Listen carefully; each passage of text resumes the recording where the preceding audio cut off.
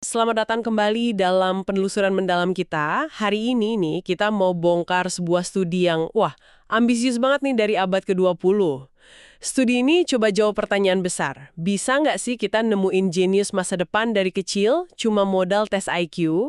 Kita bakal fokus ke bab 4 buku The Genius Myth karya Helen Lewis.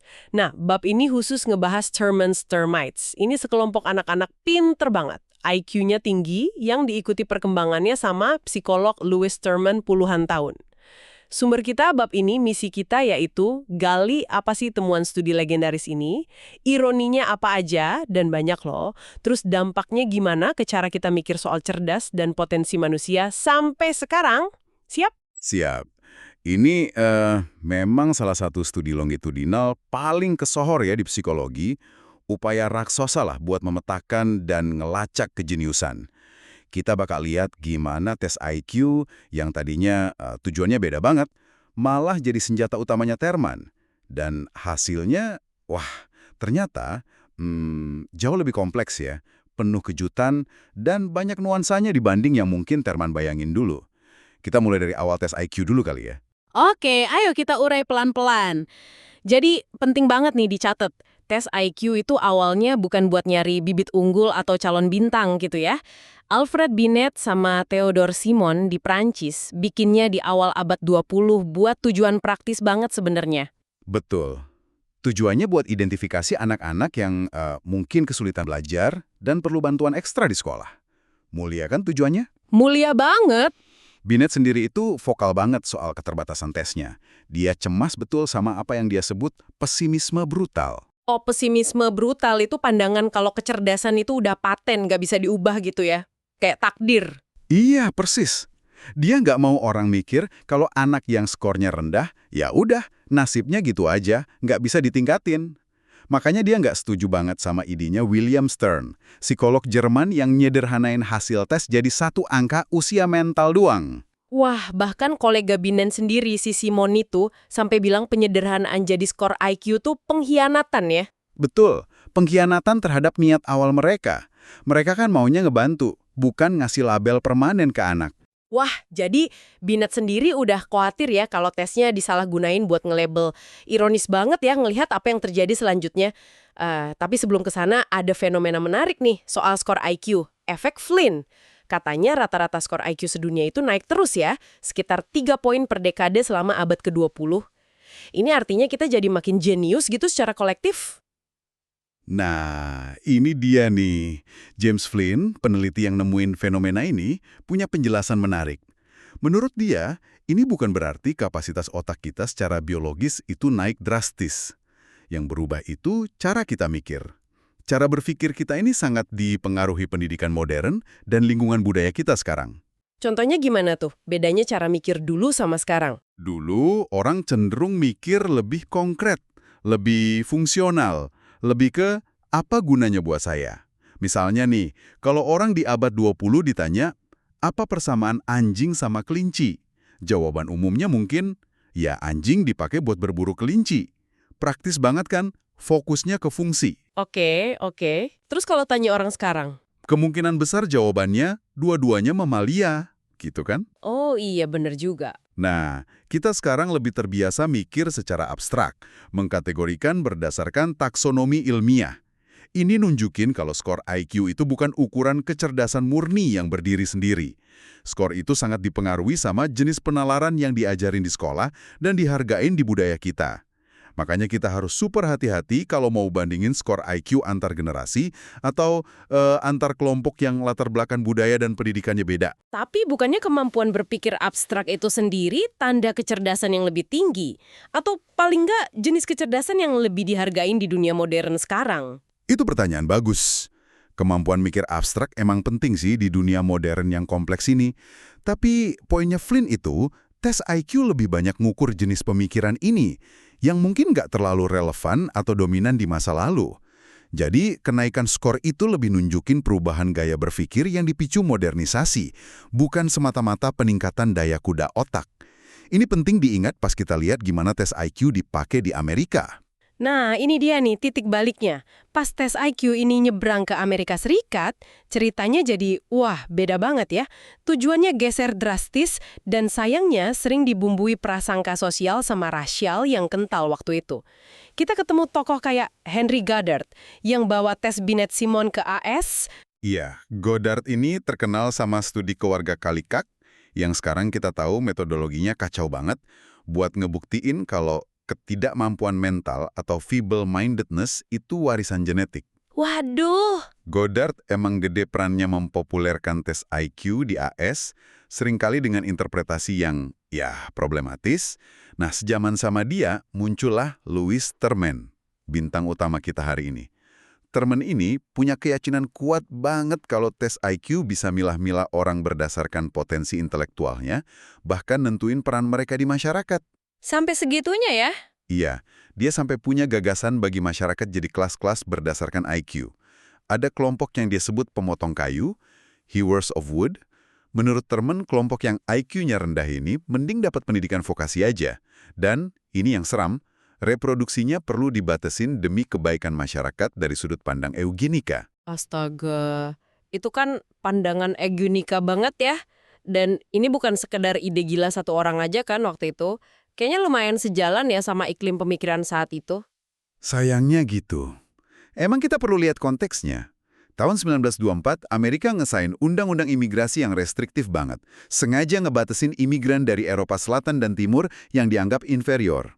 Presiden Calvin Coolidge waktu itu sampai bilang, hukum biologis nunjukin ras Nordik bakal memburuk kalau dicampur ras lain. Ngeri. Terus ada putusan Mahkamah Agung tahun 1927, kasus Buck v. Bell yang ngebolehin sterilisasi paksa buat orang yang dianggap cacat mental. Hakim legendaris Oliver Wendell Holmes Jr. nulis di putusannya, 3 generasi imbesil udah cukup. Goddard bahkan sampai bikin klasifikasi IQ, moron, imbesil, idiot, dan nyaranin mereka diisolasi. Jadi, ya ide Terman soal IQ dan eugenika itu ngapung di lautan pemikiran yang emang udah keruh banget waktu itu. Gila ya, denger gimana sains bisa disalahgunain buat justifikasi prasangka gitu. Nah, di tengah suasana kayak gini nih, Terman mulai proyek ambisiusnya itu. Tepat, tahun 1921, Terman ngeluncurin Genetic Studies of Genius. Tujuannya bombastis banget, ngejelasin faktor-faktor yang ngasilin pencapaian superior, terutama di bidang intelektual. Dia sama timnya nyisir ribuan anak sekolah di California, nyeleksi mereka yang skor IQ-nya 135 ke atas pakai tes Stanford Binet yang diadaptasi. Kelompok ini nih yang terus dikenal sebagai termites, rayap Terman, tapi dari awal aja studi ini udah tercemar sama bias Terman sendiri kan? Misalnya soal gender. Iya, betul. Terman punya keyakinan kuat kalau laki-laki itu secara alamiah lebih superior intelektualnya dibanding perempuan. Dan ini bukan cuma teori buat dia, tapi dipraktekin juga di keluarganya sendiri. Anaknya yang laki-laki, Frederick Terman, didorong abis-abisan buat prestasi akademis. Sementara anaknya yang perempuan, Helen. Nah, si Helen ini, meskipun tes IQ-nya juga tinggi, nggak dapat dorongan serupa. Hasilnya ya bisa ditebak. Frederick jadi dekan teknik yang super pengaruh di Stanford, malah disebut bapaknya Silicon Valley, sementara Helen jadi ibu rumah tangga biasa. Bias ini pasti ikut ngewarnain cara dia ngeliat dan mungkin interaksi sama para termite perempuan di studinya. Jadi siapa aja sih sebenarnya para termite ini? Apa yang terjadi sama mereka setelah diikutin puluhan tahun? Ada nggak yang jadi jenius sekelas Einstein gitu? Nah, di sini mulai seru nih. Ada beberapa nama termite yang cukup sukses dan dikenal publik. Misalnya, Jess Oppenheimer yang jadi kreator dan produser utama sitkom legendaris I Love Lucy. Oh, pencipta I Love Lucy itu termite. Iya. Terus ada Shelley Smith Maidens, wartawan perang perempuan yang pemberani dan juga novelis. Ada Angel Keys, ahli fisiologi yang rancang K-Ration, ransum tentara Amerika pas Perang Dunia II. Ada juga Edward Dmytryk, sutradara film Hollywood yang pernah masuk nominasi Oscar. Wah, lumayan juga ya, karirnya oke semua. Iya, mereka semua punya karir yang solid dan mengesankan lah. Tapi kalau kita pakai standarnya Francis Galton, yang bedain antara orang terkemuka, eminent, sama termasyhur, illustrious, atau jenius sejati, para termite ini masuk kategori pertama. Mereka sukses, tapi nggak ada yang sampai puncak kejeniusan revolusioner gitu. Oke, jadi nggak ada Einstein atau Marie Curie dari kelompok termite ini. Tapi bagian paling nonjoknya bukan itu kan? Ada ironi yang lebih gede lagi katanya. Betul banget. Ini dia plot twist terbesarnya kisah Terman. Ternyata ada dua anak laki-laki yang sempat ikut tes seleksi awal Terman, tapi terus ditolak masuk kelompok termite karena skor IQ mereka dianggap terlalu rendah, di bawah batas 135 yang ditetapin Terman. Waduh, siapa tuh? Siapa mereka? William Shockley dan Luis Alvarez. Tunggu. Shockley sama Alvarez yang dapat Nobel Fisika itu. Itu dia. Keduanya kelak menang hadiah Nobel Fisika. Shockley buat penemuan transistor, Alvarez buat kontribusinya di fisika partikel. Ini kayak tamparan keras banget buat asumsi dasar Terman, kalau skor IQ tinggi di masa kecil, itu tiket emas menuju kejeniusan tingkat dewa. Alat ukur andalannya justru nyaring keluar dua calon jenius sejati. Wow, ini bener-bener ngebalikin logika Terman ya. Gila sih ini. Dan mungkin ini pelajaran penting banget buat kita sekarang, biar nggak terlalu cepet nge-label atau malah nyingkirin potensi anak cuma gara-gara satu angka dari tes. Pasti banyak yang kaget denger cerita Nobel ini. Sangat mungkin. Ini nunjukin keterbatasan fundamental dari upaya prediksi pencapaian luar biasa cuma dari skor tes di usia muda. Tapi bukan berarti studi Terman nggak ngasilin temuan menarik sama sekali ya. Ada beberapa korelasi yang dia temuin. Kayak apa tuh misalnya? Misalnya, secara umum, para termite ini cenderung lebih sehat fisiknya dibanding rata-rata orang pada masanya. Ini agak ngebantah stereotip lama ala seniman romantik soal jenius yang ringkih atau penyakitan gitu. Oh, jadi nggak kayak di film-film ya, jenius itu sakit-sakitan? Iya. Terus, mereka juga secara signifikan lebih berpendidikan tinggi. Sekitar 70% lulus kuliah, padahal rata-rata kelulusan kuliah di California waktu itu cuma sekitar 7%. Jadi IQ tinggi emang ada korelasinya kuat sama pencapaian akademis. Terus produktivitasnya gimana? Nah, mereka juga produktif banget. Sampai tahun 1947 aja, kelompok ini secara kolektif udah ngasilin 90 buku, lebih dari 1.500 artikel ilmiah, dan megang lebih dari 100 paten.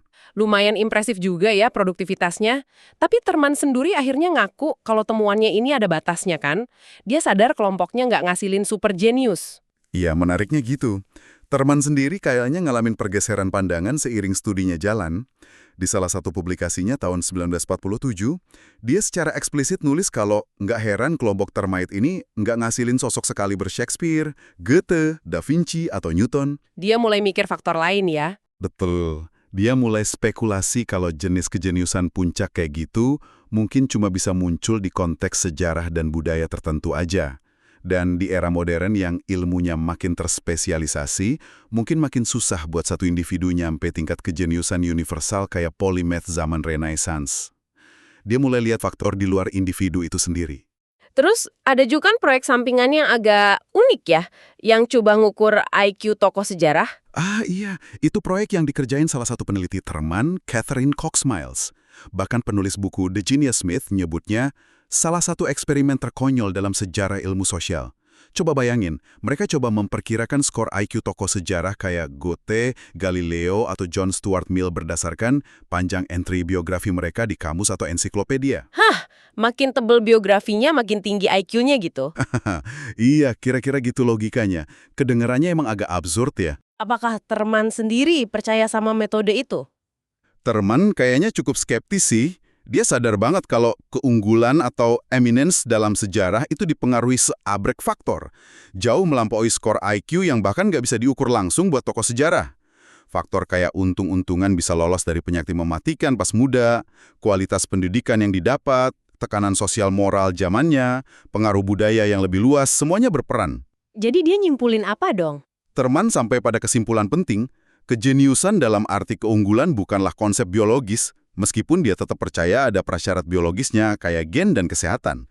Dia mulai lihat gambaran yang lebih gede lah. Oke, jadi selain Terman mulai lihat keterbatasannya sendiri, studi ini juga punya banyak kelemahan ya kalau kita lihat pakai kacamata metodologi modern. Oh, tentu saja. Banyak banget. Pertama, soal prediksi dari masa kanak-kanak. Susah banget ternyata. Ambil contoh Jess Oppenheimer tadi, si pencipta I Love Lucy.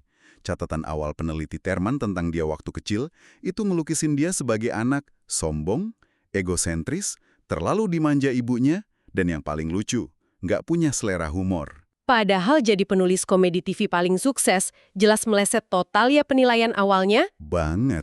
Studi ini gagal ngebuktiin hipotesis awal Terman, kalau jenius bisa diidentifikasi akurat sejak dini cuma pakai tes IQ. Belum lagi faktor eksternal yang nggak bisa dikontrol Terman. Kayak Perang Dunia Kedua pasti ngubah jalan hidup banyak termite kan? Tentu, Perang Dunia II itu guncangan gede. Banyak termite laki-laki yang ikut perang. Nah, buat perempuan, kondisi sosial waktu itu juga ngebatesin banget. Ada kisah tragis, Sarah Ann, nama samaran, termite perempuan yang punya gelar fisika. Dia nikah sama ilmuwan lain, biar suaminya dapat penangguhan wajib militer pas perang, mereka mutusin punya anak. Entah gimana, akhirnya dia punya 8 anak dalam 10 tahun. 8 anak dalam 10 tahun? Iya, dia jadi nggak pernah punya kesempatan kerja sebagai fisikawan. Belakangan, dia curhat kalau status termite itu bikin dia sadar banget sama potensinya, tapi sekaligus ngerasa nggak dikasih kesempatan buat ngewujudin anugerah mental itu. Lingkungan sama peran gender ngaruh banget. Terus ada masalah bias seleksi sama efek perlakuan khusus kan? Yang disebut jempol di atas timbangan itu. Iya, ini masalah gede juga. Sejak awal, para termite dan orang tua mereka itu tahu kalau mereka dianggap anak spesial sama peneliti dari Stanford. Ini pasti ngaruh ke motivasi, ekspektasi diri, dan mungkin juga perlakuan yang mereka dapat dari guru dan lingkungan. Guru yang rekomendasiin di awal juga mungkin bias ya? Bisa jadi, mungkin gurunya lebih suka anak perempuan daripada laki-laki. Termite awalnya kaget kok lebih banyak perempuan direkomendasiin. Atau lebih suka anak yang mateng sebelum waktunya, precocious, yang pinter di usia muda tapi belum tentu jadi orang dewasa luar biasa. Sampel termite juga nggak representatif. Sekolah dari komunitas miskin dan minoritas etnis itu kurang banget wakilnya. Dan validitas tes tambahannya juga dipertanyakan ya, kayak tes maskulinitas feminitas itu. Benar. Terman sama Catherine Cox Miles ngembangin tes sikap dan minat tahun 1925 buat ngukur maskulinitas feminitas. Salah satu itemnya minta anak ngelengkapin kalimat, telur paling baik untuk kita jika jawaban yang dikasih skor maskulin itu digoreng atau direbus. Jawaban lain dianggap lebih feminin. Ini jelas cerminan stereotip gender sama budaya masa itu. Bukan ukuran kepribadian yang valid secara ilmiah. Jadi kalau kita tarik kesimpulan gede dari semua ini ya, studi Terman yang niat awalnya nyari resep kejeniusan, malah berakhir dengan cerita yang jauh lebih kompleks ya. Bisa dibilang gitu. Ironisnya, mungkin warisan terpenting studi Terman ini justru terletak pada kegagalannya ngebuktiin hipotesis awalnya secara meyakinkan. Secara nggak sengaja, studi ini malah dengan gamblang nunjukin betapa rumitnya faktor-faktor yang ngebentuk jalan hidup dan pencapaian seseorang. Jauh melampaui sekedar skor IQ yang diukur pas kecil. Batasan tes IQ sebagai peramal kejeniusan absolut gitu ya. Sekaligus nonjolin pentingnya lingkungan, kesempatan, bias sosial bahkan ya, keberuntungan. Tepat sekali. Studi Terman jadi pengingat kuat gimana sebuah proyek ilmiah, bahkan yang mungkin dimulai dengan niat baik meskipun Terman punya bias eugenika yang jelas ya, bisa terpengaruh sama prasangka zamannya, keterbatasan metodologi, dan akhirnya ngasilin kesimpulan yang jauh beda dari yang diharapkannya. Ini nunjukin betapa pentingnya ngelihat manusia secara utuh, bukan cuma dari satu angka aja. Penelusuran kita soal termites ini benar-benar bikin mikir ya. Muncul pertanyaan mendasar. Apakah seluruh upaya nyai jenius lewat angka IQ ini pada akhirnya lebih banyak cerita soal obsesi, bias, sama harapan masyarakat pada suatu era ketimbang soal potensi manusia itu sendiri? Terman mulai dengan optimisme gede ya, nyari semacam kunci emas menuju kehebatan. Tapi data yang dia kumpulin puluhan tahun justru nunjukin betapa susahnya, bahkan mungkin mustahilnya, nangkep esensi pencapaian luar biasa cuma pakai satu metrik tunggal kayak IQ. Mungkin ini pelajaran berharga buat kita semua, buat ngelihat potensi baik dalam diri kita sendiri maupun orang lain jauh melampaui label atau angka yang seringkali nyederhanain banget. Dari semua kisah para termite ini, mulai dari yang sukses, yang gagal jadi Nobel, sampai yang terhambat kondisi sosial, apa sih yang paling ngena buat Anda? Mungkin ini bisa jadi bahan refleksi juga buat pendengar. Di zaman sekarang nih, seberapa jauh sih kita sebenarnya udah beranjak dari keterpakuan pada pengukuran kecerdasan semacam ini dalam berbagai bentuk barunya? Dan jangan-jangan, gara-gara terlalu fokus sama satu jenis ukuran, kita malah ngelewatin begitu banyak bentuk potensi dan talenta lain yang nggak kalah berharga. Sampai jumpa di penelusuran mendalam kita berikutnya.